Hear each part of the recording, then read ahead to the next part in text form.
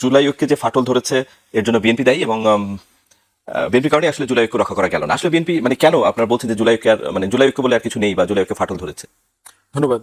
জুলাই ঐক্যে ফাটল ধরেছে সেটা আমি আসলে বলবো না, প্রত্যাশায় হয়তো ফাটল ধরেছে, প্রত্যাশায় গরমিল আছে আর কি। ঐক্যটা কোন জায়গাতে ঐক্য দেখেন, জুলাইকে আমরা কি অ্যাচিভ করেছি? দুইটা পার্টিকুলার বয়ান বাংলাদেশে এখন আওয়ামী ফ্যাসিবাদের যে দোসররা আছে তারা এটা বলবার চেষ্টা করছে, যারা আমাদের সবার বিরুদ্ধে একটা কমন অভিযোগ আছে যে আমরা মুক্তিযুদ্ধকে জুলাইয়ের সাথে মুখোমুখি করছি, অথবা জুলাইকে দিয়ে মুক্তিযুদ্ধকে ঢেকে দেওয়া, অসম্মান করা, ছোট করা, হেয় করা, এই একটা অভিযোগ করে আর কি। আর দ্বিতীয় অভিযোগ যেটা, সেটা হচ্ছে জুলাই করে আসলে কি লাভ হইল? সব তো আগের মতো রাজনৈতিক সহিংসতা চলতেছে, দ্রব্যমূল্যের ঊর্ধ্বগতি, দুর্নীতি, দলীয়করণ, কথা দিয়ে কথা না রাখা, মানে এই যে রাজনৈতিক যে খাইসলত আমরা যেটা গত দশকের পর দশক দেখে অভ্যস্ত হয়ে গেছি, সেগুলো তো চলছে। তো আলটিমেটলি কি লাভ হলো, মানে হাসিনাকে আমরা সরাইলাম কেন, এরকম একটা বয়ানও দেবার চেষ্টা করা হচ্ছে। এবং এটা অনুষঙ্গ হিসাবে যেটা আসতেছে, দেখেন জুলাইতে যারা ছিল এটা তো এখন আর নাই, এটা তো সবাই সবার সাথে এখন মারামারি করছে। বিএনপি সারাদিন জামাতকে ঘায়ল করবার চেষ্টা করছে, এনসিপি কে ঘায়ল করবার চেষ্টা করছে, এনসিপি অথবা অন্য দলগুলো হয়তো 11 দল থেকে বের হয়ে যাবে, একটা দুটো ইসলামী দল অলরেডি চলে গেছে, এরকম আলোচনা আসতেছে। তাহলে আলটিমেটলি কি জুলাই নাই? না, জুলাই তো আছে ভাই, জুলাই তো সিরিয়াসলি আছে। জুলাই হচ্ছে এই মাটির গত 800-1000 বছরের সবচেয়ে পাওয়ারফুল কালেকটিভ মেমোরি, সম্মিলিত স্মৃতি বলতে যদি কিছু বোঝানো হয়, বাংলাদেশের এই মাটির ইতিহাসে অনেক গুরুত্বপূর্ণ লড়াই হয়েছে, আমাদের 71 বলেন, 47 বলেন, এর আগের সেই পলাশীর আম্রকাননের ঘটনা বলেন। কিন্তু তথ্য প্রযুক্তির কারণে যেটা হয়েছে, এই লেভেলের স্মৃতি, সম্মিলিত মেমোরি, এটা অন্য কোনো ঘটনার নাই। আমরা ধরেন পলাশীর প্রান্তরের ঘটনা, ছোটবেলায় নাটক, যাত্রায়, আমরা নিজেরাও ছোটবেলায় স্কুলে থিয়েটারে আমরা বার্ষিক অনুষ্ঠানে এই সিনেমার অভিনয় করতাম, বাংলা, বিহার, উড়িষ্যা, আর এই এগুলো সেগুলো। কিন্তু আপনি জুলাই চিন্তা করে দেখেন তো, প্রত্যেকের মোবাইলে জুলাই আছে, প্রত্যেকের কোটি কোটি মোবাইলের ভিতরে জুলাই আছে। অতএব সেই জায়গাতে জুলাইয়ের পাওনাটা কি? আমরা কি চেয়েছিলাম? আমরা চেয়েছিলাম যে একটা ফ্যাসিবাদী অথরিটেরিয়ান শাসক এখানে জেকে বসাতে, তাকে চলে যেতে হবে, চলে গেছে, জুলাই সফল। আমরা চেয়েছিলাম গত 20 বছর ধরে এই রাষ্ট্রে কোনো নির্বাচিত সরকার নাই, আমাদের যে গণতন্ত্রের ট্রেনটা ছিল এটা স্লিপ করেছে 91 সালের পরে, সেই ট্রেনটা আবার ফিরে আসুক। তো ট্রেনটা ফিরে আসছে। থার্ড হচ্ছে, এদেশের মানুষ গত 20 বছরে 2001 সালের পরে ভোট দিতে পারে নাই। তাহলে এই দেশের মানুষ কোটি কোটি মানুষ নতুন করে এবার ভোট দিয়েছে মোটা দাগে, যদিও বিরোধী দলের অনেকে মনে করেন যে এখানে পুরোপুরি ফেয়ার ভালো নির্বাচন হয় নাই, কিন্তু আমরা বোধ করছি এটা একটা মোটা দাগে একটা ভালো নির্বাচন হয়েছে, গ্রহণযোগ্য নির্বাচন হয়েছে। অতএব সেই জায়গাতে আমরা তো জুলাইয়ের সবগুলো প্রত্যাশা পূরণ হয়ে গেছে ওই সময় যেটা চেয়েছিলাম। কিন্তু এর মানে কি এইটা জুলাইয়ের আরো অনেক প্রত্যাশা তৈরি হতে পারে না? পারে তো, কারণ তখনও ছিল নিশ্চয়ই আইনের শাসন প্রতিষ্ঠা ছিল। Correct. আইনের শাসন তো জুলাইতে আমরা কি কি জিনিস চেয়েছিলাম? নতুন রাজনৈতিক বন্দোবস্ত। বাংলাদেশের ইভেন অল্প শিক্ষিত একটা শহীদের মাও জানে যে একটা নতুন রাজনৈতিক বন্দোবস্ত মানেটা কি। জুলাই সনদ বাস্তবায়ন করতে হবে, গণভোটের কি জিনিস, বিএনপির 31 দফাটা কি জিনিস, এটা বাংলাদেশের একটা বিশাল সংখ্যক জনগোষ্ঠী বোঝে, জানে। এবং বিএনপিকে, সরকারকে দেখবেন প্রত্যেক দিন কিন্তু আমরা জাজ করছি এই বিষয়গুলো দিয়ে, এবং এই মানুষগুলোই এই জাজমেন্টগুলো করছে। অতএব সেই জায়গাতে পলিটিক্যাল কনসিয়াসনেস দেখেন, আপনি গত 2 বছর আগের তরুণ তরুণীদের সাথে, শিক্ষার্থীদের সাথে কথা বলে দেখবেন যে লেভেলের পলিটিক্যাল কনসিয়াসনেস ডেভেলপ করেছে। আপনি আগের আমলের হাঙ্কি বাঙ্কি বুজ শুজ দিয়া, মানে একটা কিছু দিয়ে একজনের বুঝায় চলে যাবেন, এই দিন ওয়ার্ক করবে না। রতন ভাই যত পাওয়ারফুল দলের এমপি হোক, তার সামনে লোকজন দাঁড়ায় বলবে, ভাই এটা হয় নাই, ঠিক না, আপনি কাজটা ঠিক করেন নাই। আমরা এই যে মির্জা ফখরুল ভাই একটা বক্তব্যের সামনে দেখলাম যে আমাদেরকে দাওয়াত দিয়ে আনছেন, মঞ্চেও বসাইলেন না, বক্তব্য দিতে দিচ্ছেন না। তাহলে কি জুলাই কি শুধু আপনাদের ছিল কিনা? মঞ্চ থেকে দাঁড়ায় বলতেছে। আরেকটা ইভেন্টে দেখলাম আজকে একটা পিএম এর অ্যাডভাইজার, জুলাই পিএম এর অ্যাডভাইজারের সামনে দেখলাম মাহাদি বক্তব্য দিচ্ছে, সেখানে শহীদের মা বলছে, আপনি তো আমাদের বিচারটাই, আমার সন্তানের বিচারটাই তো ঠিকমতো করতে পারলেন না। তাহলে বাস্তবতাটা দেখেন, একটা পলিটিক্যাল কনসিয়াসনেস কিন্তু ডেভেলপ করছে। এখন আপনি ডিজিএফআই দিয়ে এদেরকে উঠাই নিয়ে যাবেন রাতের বেলা, 2টার সময় নিয়ে ঘুম করে ফেলবেন, এটা ওয়ার্ক করবে না। বাংলাদেশে কোনো প্রতিষ্ঠান এই লেভেলে সরকারি দলের দালালি আর করবে না, এটা ফাংশনাল। এগুলো তো অর্জন গেল, আপনার কাছে কি আর মনে হয় না যে অর্জনের মানে আমাদের প্রত্যাশার তালিকাটা আরো অনেক বড়। প্রত্যাশার তালিকাটা কি? প্রত্যাশার তালিকা আমরা চাই বিএনপি তার 31 দফার প্রত্যেকটা দফার শব্দে বাক্যে আপনার বাস্তবায়ন করুক। আমরা চাই জুলাই জাতীয় সনদ বাস্তবায়িত হোক। আমরা চাই গণভোটের গণরায় বাস্তবায়িত হোক। এগুলো এখনো বাস্তবায়ন হয় নাই। আমরা চাই এই যে আকাঙ্ক্ষাগুলো তৈরি হয়েছে, বিএনপি গত 20 বছর ক্ষমতার বাইরে থেকে যেই বিষয়গুলো অনুধাবন করেছে, বিএনপি চেয়ারম্যান তখনকার সাবেক প্রধানমন্ত্রী বেগম জিয়া থেকে শুরু করে বিএনপির নেতারা যে বক্তব্যগুলো দিয়েছেন, আমরা চাই আপনারা সেগুলো এখন ভুলে না যান, এবং আমাদের দায়িত্ব হচ্ছে সেগুলো বারবার মনে করিয়ে দেওয়া যে আপনারা আসলে এগুলো ওয়াদা দিয়েছিলেন, করেন নাই। তো এগুলো প্রত্যাশাটা লম্বা, একটা জাতির প্রত্যাশাটা কখনো কোনোদিন পূরণ হবে না। আচ্ছা, ধন্যবাদ আসাদুজ্জামান ফুয়াদ। জনাব কামরুজ্জামান রতন, বিএনপি আসলে এই যে মানে আজকে যেটা দিয়ে শুরু করলাম, যে ডক্টর শফিকুর রহমান যে বললো জুলাইকে ফাটল ধরেছে বিএনপির কারণে, বিএনপি কি করেছে যে কারণে ফাটল ধরেছে, বা ফাটল না ধরলেও ফাটল ধরার মতো পরিস্থিতি তৈরি হয়েছে? শাসক দলে আছে বিএনপির দেশে অনেক দায়বদ্ধতা এবং রেসপন্সিবিলিটি আছে। বিএনপি এমন কিছু করেনি, আর এমন ফাটল তৈরি হয়নি যে ফাটলের অতল গহ্বরে আমি আর ফুয়াদ ভাই ঢুকে গিয়েছি। আমরা এমন একটা পরিবেশ পেয়েছি, এবং আজকে আপনি যে প্রথমে বলছিলেন জুলাই আছে বলেই ফুয়াদ ভাই এবং আমি এই জায়গায় বসে স্বাচ্ছন্দ্যে স্বাধীনভাবে গণতন্ত্রের সার্বভৌমের কথা বলছি। হ্যাঁ, কথাগুলো বলতে তো বললো রতন ভাই যতই শক্তিশালী দলের সদস্য হোক, আমি শক্তিশালী দলের সদস্য হিসেবে নিজেকে পরিচয় করতে চাই না। আমি 90 এবং জুলাই আমার যতটুকু ভূমিকা, আমার জীবন থেকে যতটুকু কষ্ট রিস্ক চলে গেছে, এবং হাজারো, যেখানে আমরা সর্বশেষ আজকে যে জুলাই আজকে 2 তারিখে বসে আছি, 2টা বছর আগে এই দিনটার কথা যদি চিন্তা করি, কখনো আমি ব্যক্তিগতভাবে ভাবি নাই যে এই দিনটা এমন একটা স্বাচ্ছন্দ্যে স্বাধীনভাবে গণতন্ত্রের কথা বলতে বলতে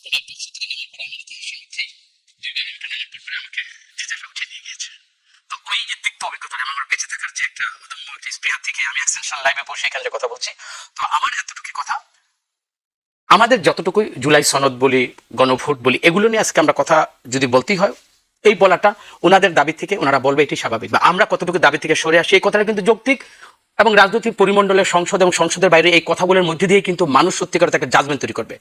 বিগত 16 বছরে আমরা যেই ধরনের অপশাসন না, একটা মানে দোজখখানার মধ্যে যেভাবে মানুষ যেভাবে বসবাস করে, যন্ত্রণা, কষ্ট, আজাবের মধ্যে দিয়ে, গণতন্ত্রের এই নামাবলিতে বাংলাদেশ ওই অবস্থায় ছিল। এই সংগ্রামে আমাদের ফুয়াদ ভাই, জামাত ইসলাম, বেগম খালেদা জিয়া, তারেক রহমান, সবার যে কষ্টটা, এই কষ্টটার পরে কিন্তু আমরা একটা পরীক্ষা দিয়েছি। আজকে ফুয়াদ ভাই যখন রাজপথে কথা বলে, আবার ওনার পার্টির এবি পার্টির মঞ্জু ভাই যখন কথা বলে, এই কথার মধ্যে আমি দুজনের মধ্যে আমি সম্মান রেখেই বলি, রাজপথে যদি প্রকম্পিত করতে হয়, কাউকে না কাউকে বয়সটা রেস করতে হয়। এই ফুয়াদ ভাই যদি পার্লামেন্টে ওনার বয়সটা রেস করতো, আজকের যতগুলো ওনাদের কথা বিএনপি যতগুলো দাবি থেকে সরে আসছে, আমার তো মনে হয় ফুয়াদ ভাই ওখানে থাকলে ভালো করতো, সার্জিস ওখানে থাকলে ভালো করতো, গোলাম পারোয়ার এখানে থাকলে ভালো করতো। কেন জানি মনে হয় যে নাসিরুদ্দিন ভাই ওনারা যখন কথা বলে, সম্মানের সহিত বলছি, একটা গণতন্ত্রের একটা চর্চার ব্যাপার, এবং সবাইকে যে একটা মানে অ্যাকোমোডেট করতে হবে, কনভিজেন্সি রেখে রেখে যে আমাদের পার্লামেন্টকে ভাইব্রেন্ট করতে হলে, এবং শুধু ভাইব্রেন্ট বলতে হবে, ওটাকে ফাংশনিং করতে হলে, যেটা আমার বিগত দিনে যে ওয়াদাগুলো আমি করেছিলাম, এই ওয়াদার জন্য পার্লামেন্টে আপনার যুক্তি নির্ভর আইনের মধ্যে দিয়ে আপনার কথা বলতে হবে, সাংবিধানিক আলোকে কথা বলতে হবে। তারপর রাজপথকে প্রকম্পিত করতে হলে যেভাবে বয়সটা উঠা উচিত, ওনারা যদি পার্লামেন্ট থাকতে আরো ভালো হতো। কিন্তু পার্লামেন্টের বাইরে বসে যে কাজগুলো, যে কথাগুলো হচ্ছে, ওই কথার রেশ ধরে বা কথার মানে পাল্টাতে, কথাগুলোর মানে বিপক্ষে আমাদের দলের মধ্যে কিছু কিছু লোক, যেটা আমি নীতিগতভাবে আমি সমর্থন করি না এবং আমার দল সমর্থন করে না, ওইখানে কিন্তু একটা সংঘাত বা এই যে আমাদের অনেকের একটা প্রশ্নটা আসছে। সুতরাং এটাকে একটা রাজনৈতিক, আপনি ওইরকম মানে ওই পরিবেশ হয় নাই যেখানে ফুয়াদ ভাই আসে, আমি বা জামাত ইসলাম বা এনসিপি ভাইরা বসে কথা বলবো না, আমাদের যে ওই পরিবেশ তৈরি হলো। আজকে দেখেন এনসিপির লোকজন মানে সিলেট অঞ্চলে একাধিকবার হামলা শিকার হলো।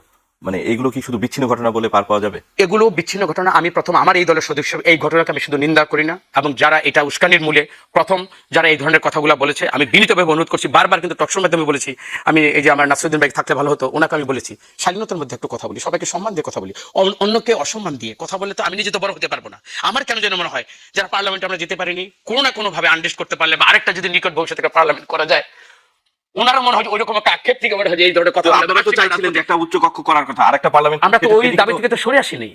আপনি সরে আসেনি তো, ওইটা যে আপনি শুনেন, আপনি যদি টাফ এজিটেশনের দিকে যখন আপনি যাবেন, আপনি কি আন্দোলনকে বলেছি যে বিএনপির কাছে আপনারা কোনো অঙ্গীকারবদ্ধ হয়েছেন আন্দোলন করবেন, রাজপথ প্রকম্পিত করবে না? কিন্তু কখন? যখন বিএনপি যদি গণদাবি থেকে, জুলাই সনদ থেকে যেটা বলেছে তার প্রমাণ, যে আমরা অক্ষর অক্ষর পালন করবো, তারপরে যদি কোনো কিছু বাকি থাকে আমরা সমঝোতার বসে আমরা এই কাজটা করবো। শুধু একটুকু কথা বলি, যে দানবের বিরুদ্ধে সংগ্রাম করে আমি, আপনি, ফুয়াদ ভাইরা যারা জীবনটা কোনো রকমে বাঁচিয়ে রাখলাম, আমাদের কোনো অনৈক্যের কারণে, আমাদের কোনো ফাটলের কারণে যদি তাদেররা যদি সুযোগ পায়, আপনি কি মনে করেন ওই দানবীয় ফেসিস্ট কোন মানবিক গুণাবলীতে এই বাংলাদেশের রাজনীতি আবির্ভাব হবে? আর ওই আবির্ভাবের পরে আমি আর আপনি উনি মানে নিরাপদ থাকতে পারবো? আজকে এইভাবে উচ্চ কণ্ঠে আমরা বলিষ্ঠ কণ্ঠে আমাদের সমালোচনাগুলোর মধ্যে, আমাদের আত্মশুদ্ধির মধ্যে আমাদের যা করণীয়, আমরা মনে করি ওইটাও আমাদের একটু চিন্তা করা উচিত।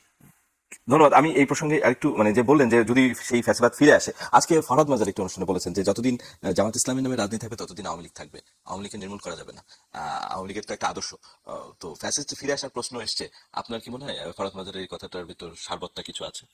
এটা তার একটা গুরুত্বপূর্ণ আপনার অবজারভেশন। আমি আওয়ামী লীগ ফিরে আসার কোনো সম্ভাবনা দেখতে পাচ্ছি না। বাট যেটা হচ্ছে যে বাংলাদেশে একটা সেকুলার লিবারেল বাম রাজনীতির স্পেস সবসময় থাকবে। একটা প্রোগ্রেসিভ জনগোষ্ঠী আছে যারা ধরেন তাদের কি বাম ধারা মধ্য মানে যে কোনো একটা জায়গায় তারা হয়ে যাবে, অ্যাবজর্ভড হবে আর কি। বাট একটা বাম প্রগতিশীল একটা স্পেস তো দেশের পলিটিক্সে কোনো না কোনো ফর্মে থাকবে আর কি। তো কিন্তু সেটা বামের তো একটা জায়গা আছে, কিন্তু মানে এই মধ্য ডানপন্থী বা মধ্য বামপন্থী এদের জায়গাটা তো আসলে বাম ধারণ করে না। না, বাম ধরবেন, বাম ধরেন তো সে তো লিবারালাইজ হতে পারে। জামাত বদলে গেছে না, আজ থেকে 10-20 বছরের আগে জামাতের যে পলিটিক্যাল ল্যাঙ্গুয়েজ, সেখান থেকে সে অনেক সরে আসছে না। তো বামও চিন্তা করে দেখবে যে আমার পলিটিক্যাল স্পেসটা আমি বাড়াইতে পারি কিনা, এবং তাদের সেই স্পেসটা যেহেতু আওয়ামী লীগের জায়গাটা খালি হয়ে যাচ্ছে পলিটিক্যালি, সে বোধ করতে পারে গণসংহতি আন্দোলন ধরেন সাকিব ভাই অথবা মঞ্চের যারা আছেন তারা অনেকে ফিল করছেন যে আমাদের একটা প্রোগ্রেসিভ স্পেস আছে এখানে তাদের পলিটিক্সে। আমি ব্যক্তিগতভাবে মনে করি না যে আওয়ামী লীগ ফিরে আসতেছে, কিন্তু উনি যে কনটেক্সটে বলেছেন 71-এর কনটেক্সটে যে একটা আরেকটা সিনথেসিস, একজন আরেকজনকে বাঁচায় রাখে, এই পলিটিক্সটা যেটা ক্রমধারা মোতাবেক এসছে আর কি। কিন্তু আমার কাছে মনে হচ্ছে এটা গণ অভ্যুত্থান, এটা একটা রেজলিউশন করে দিয়েছে, গণ অভ্যুত্থান এবং ভোট দুটোই দুইটা জিনিসের ব্যাপারে রেজলিউশন দিয়ে দিয়েছে। জামাত হঠাৎ করে রাজনীতি থেকে হারায় যাওয়ার কোনো সম্ভাবনা দেখতে পাচ্ছি না, অথবা আপনার আওয়ামী লীগও এই গণ অভ্যুত্থানের পরে এত কিছুর পরেও বাংলাদেশের পলিটিক্সে ফিরে আসবে তার ন্যূনতম কোনো সম্ভাবনা নাই। ঐক্যের জায়গাটা কোথায়? এই যে আজকে দেখবেন আমরা আমাদের মধ্যে অনেক দ্বিমত আছে না, আওয়ামী লীগ প্রশ্নে আসলে রতন ভাইয়ের সাথে আমার দ্বিমত আছে কিনা? কোনো দ্বিমত নাই, শতভাগ একমত। প্রশ্ন হচ্ছে হয়তো আমি আর একটু গতি বাড়াইতে চাই, আমরা মনে করতেছি আমরা দেশ চালাই, চাইতে গতি বাড়ানো যায় না, আমাদের কিছু বিবেচনা নিতে হয়, একটু স্লো যাই, এরকম শিল্প। এবং দেখেন তারেক রহমান কিন্তু আপনার অনেকগুলো ইন্ডিকেশন দিয়েছেন যে উনি ভারতের সচিব এসে স্পিকার এসে দাওয়াত দিয়ে গেছেন প্রাইম মিনিস্টারের, কিন্তু উনি কিন্তু বেইজিং এ গেছেন, উনি ভারতে যান নাই। দেশ ত্রিবিন দেখবেন কয়দিন পর পরই দেখবেন যে মনে করায় দেয় যে আমাদের দরজা তো খোলা, দাওয়াত তো ওপেন আছে, আমরা চাই উনি কখন আসবেন, আসেনি, কথাগুলো বলছেন। কিন্তু সেখানে দেখবেন যে প্রধানমন্ত্রী তার যেই তুরস্কের সাথে, বেইজিং এর সাথে, পাকিস্তানের সাথে আমাদের যে নিরাপত্তা সম্পর্ক অন্তর্বর্তীকালীন সরকারের সঙ্গে শুরু হয়েছে, ওনারা কিন্তু সবগুলো কন্টিনিউ করছেন। বগুড়াতে দেখেন টার্কি ড্রোন ফ্যাক্টরি হবে, অনেক সমরাস্ত্র চুক্তি যেগুলো হচ্ছে সেগুলো ধাপে ধাপে এগোচ্ছে। তাই আমরা বোধ করতেছি যে তারেক রহমানের পক্ষ থেকে যে নীতিগতভাবে হয়তো উনি সরে যান নাই, কিন্তু আমরা চাচ্ছি কাজের ব্যাপারে যে আরো স্পিডি অ্যাকশন চাচ্ছি, আরো ডিসাইসিভ অ্যাকশন চাচ্ছি, সেই জায়গাগুলোতে যথেষ্ট ঘাটতি আমরা দেখতে পাচ্ছি। বিচার প্রক্রিয়া সে কোথাও কোথাও আওয়ামী নেগোসিয়েশন করে স্থানীয় রাজনীতিতে আওয়ামী যারা আছেন তাদের পুনর্বাসনের চেষ্টা করেছেন কোন কোন নেতা, এবং এই সামনে স্থানীয় সরকার নির্বাচনে যেহেতু নির্দলীয় সরকার নির্বাচন হবে, অনেক আগাম অভিযোগ আসছে যে এখানে তাদের একটা পুনর্বাসনের জায়গা হতে পারে। এটা এটা বিএনপির নেতৃত্ব টপে ট্রাই করলেও তৃণমূলে ওয়ার্ক করবে না, প্র্যাকটিক্যালি ওয়ার্ক করবে না। রতন ভাই তৃণমূলের রাজনীতি করেন, ধরেন একজন ইউনিয়ন পরিষদ চেয়ারম্যান হইতে চায়, এরকম বিএনপির 5টা লোক আছে এলাকাতে। তো এখন ওই এলাকাতে এই 5জন লোক কেউ কি এগ্রি করবে যে আওয়ামী লীগের একজন লোক এসে তার ব্লক ভোট নিয়ে সে দিতে যাক? যেখানে জামাতকে ঠেকাতে চায় সেখানে তো নিশ্চয়ই সাপোর্ট দিবে। সেটা হচ্ছে সে হয়তো ইনডাইরেক্টলি সাপোর্ট দিবে, কিন্তু প্রশ্ন হচ্ছে যে ওইটা দিয়ে আপনি আওয়ামী লীগকে পুনর্বাসন করতে পারবেন না। কম্পিটিশনটা কোথায়? কম্পিটিশনটা হচ্ছে আওয়ামী লীগের ভোট। আপনি হ্যাঁ, সেই দেখবেন ভোট নিয়ে কিন্তু আমরা জাতীয় নির্বাচনেও দেখেছি। দুটো ডিফারেন্ট জায়গা, কিন্তু আওয়ামী লীগের ভোট ব্যাংক ওই পিজাটা আমি চাই, ওই কেকের স্লাইসটা চাই, কিন্তু ওর নেতাকে চাই না। ওর নেতা নির্বাচিত হবে সেটা আমি চাই না। বিএনপি একই খেলা খেলেছে এবং ভোটের মাথায় এই ধরনের কৌশলগত খেলা তো জায়েজ আছে আপনার, হালাল জিনিস। আমি আমি মাইনরিটিদের ভোট ম্যানিপুলেট করতে পারি কিনা, আমি লোকাল আওয়ামী লীগের ভোট ম্যানিপুলেট করতে পারি কিনা, তাকে আমি স্পেস দিব, কথা দিলাম, এটা সেটা করে পলিটিক্সে দেখলে খুব কমন প্র্যাকটিস। হাসিনাও বলছে, বিএনপি নেতারা আমাকে ফোন দিয়ে বলছে যে আমার ক্ষমতায় চলে আসতেছে, তো আপনারা আমাদেরকে হেল্প না করলে কেমনে হবে। এবং হিস্টোরিক্যালি বিএনপি তো 50-60টা সিটে জিতেছে, যেসব জায়গায় সে কখনো জিতে নাই, হিস্টোরিক্যালি কখনো জিতে নাই। এই গোপালগঞ্জ, ফরিদপুর, মাদারীপুর, শরীয়তপুর, যেখানে ধরেন 30% প্লাস হিন্দু মাইনরিটি আছে, এরকম অনেকগুলো আসনে জিতেছে। আবার বিএনপি জিতেছে, আবার না ভোট জিতেছে, তাহলে দুটো তো একসাথে মিলছে না। তাহলে বোঝা যাচ্ছে যে বিএনপি ওই আসনগুলোতে ভোট ম্যানিপুলেট করেছে ট্যাকটিক্যালি, যেটা ডেমোক্রেসিতে এটা রাইট, এটা করা যায়। তো এই জন্য আমি বোধ করছি না যে স্থানীয় সরকার নির্বাচনের মাধ্যমে বিএনপির নেতারা চাইলেও আপনার এই পুনর্বাসন করতে পারবে। ক্ষমতার বলয় আছে এখানে, সিরিয়াসলি ইন্টারনাল কম্পিটিশন আছে, ভোগ বাটোয়ারা আছে, এবং দেখবেন দিন শেষে আওয়ামী লীগকে সবচেয়ে বেশি পিটাইতেছে কে? জামাত। আওয়ামী লীগ পাইলে পরে সবচেয়ে বেশি পিটায় কে এখনো? বিএনপির লোকজন। আচ্ছা, আপনি দেখবেন লন্ডনে আওয়ামী লীগের এক মন্ত্রী হেনস্থা করছে না রেস্টুরেন্টে বসে, ছাত্রদলের সাবেক নেতারা মিলে করেছে। আওয়ামী লীগের অফিস ভাঙা বলেন, পোড়ানো বলেন, ছাত্রদলের সভাপতির বক্তব্য আছে না, আমরা এতগুলো অফিস পোড়ায় দিচ্ছি, এটা করছি সেটা করছি। এখনো আওয়ামী লীগকে তৃণমূলে সবচেয়ে বেশি আপনার চ্যালেঞ্জ করার জায়গাতে বিএনপি অনেক দূরে গিয়ে আছে, তার কাছে কেউ নাই। ধন্যবাদ জনাব রতন। এই যে জুলাই বিচার নিয়ে মানে এই অভিযোগ ক্রমাগত আসছে যে বিএনপি এই বিচারকে স্লথ করে ফেলেছে এবং প্রত্যাশিত অগ্রগতি নেই, এবং জুলাই চেতনাকে ধারণ করছে না বিএনপি। এটা সত্য নয়, এটা কোনোভাবে সত্য হতেও পারে না। ভাই যেটা বলছিলেন, ফুয়াদ ভাই যেটা কথা বলছিলেন যে বিএনপি টপেও আওয়ামী লীগকে ছাড় দেওয়ার কোনো সুযোগ নাই, তৃণমূলে হয়তো নিজের সুবিধার জন্য আত্মীয়তার একটা বন্ধনে বা কোনো না কোনোভাবে সে হয়তো ওই সময় আওয়ামী লীগের এই সমস্ত নেতাদের কাছ থেকে কোনোভাবে বেঁচে থাকার জন্য কোনো ফেসিলিটি নিছে, ওই তারা হয়তো চাইছে যেটা কোনো মানে আমাকে এফেক্ট করবে না। ধরেন একটা অঞ্চলের আমি কি চাচ্ছি ওইটার উপর কিন্তু পুরো ওই অঞ্চলটাতে ওইভাবে প্রভাবিত হয়। সুতরাং আর আমি সোজা সাপটা একটা কথা বলি, যেই দলের নেত্রী সবাইকে পালাইতে নিজে এবং তার পরিবারের সমস্ত সদস্যগুলো নিয়ে পালাই গেছে, ও যতই হুঙ্কার দেখ আমি ওর হুঙ্কারকে একটু মাত্র আমলে নিব না। এই কারণে যেই দিন এবং আওয়ামী লীগ কর্মীদেরকে বিনীতভাবে একটা উপদেশ দিই, যার তো সবাই তো আওয়ামী লীগ শেষ হয়ে জানে, ওনার নেত্রী বাংলাদেশে আইসা এই সীমানে আইসা যতক্ষণ না ওর বিরুদ্ধে যতগুলো এলিগেশন শাস্তি যা ইতিমধ্যে যা হয়ে আছে, সেটা ফাঁসি হোক যাই হোক, যেদিন এই বাংলাদেশে ওনার মতো পলায়নপর নেত্রী বাংলাদেশে আসবে, তারপরে এসে যদি সশরীরে প্রমাণ করতে পারে, ওই দিন আওয়ামী লীগকে নিয়ে কথা বললে বোধ হয় যে আমাদের এই সময়টা একটু বেঁচে যায়। এবং আমার মনে হয় এরকম রাজনীতিতে আমার মানে এত আমাদের সময় নেই, আমাদের কাজ আছে। আমাদের দ্রব্যমূল্য কিভাবে কমবে, আমাদের বর্তমানে যে সমস্যাগুলো আছে, আসলে অনেকগুলো সমস্যা আছে। আমাদের যে যুদ্ধের আবার দাম আমার আছে, সেখানে আমার বাংলাদেশ কোথায় যাবে, আমার আগামী দিনে আমার কৃষি নির্ভর বাংলাদেশে কতটুকু উন্নতি হবে।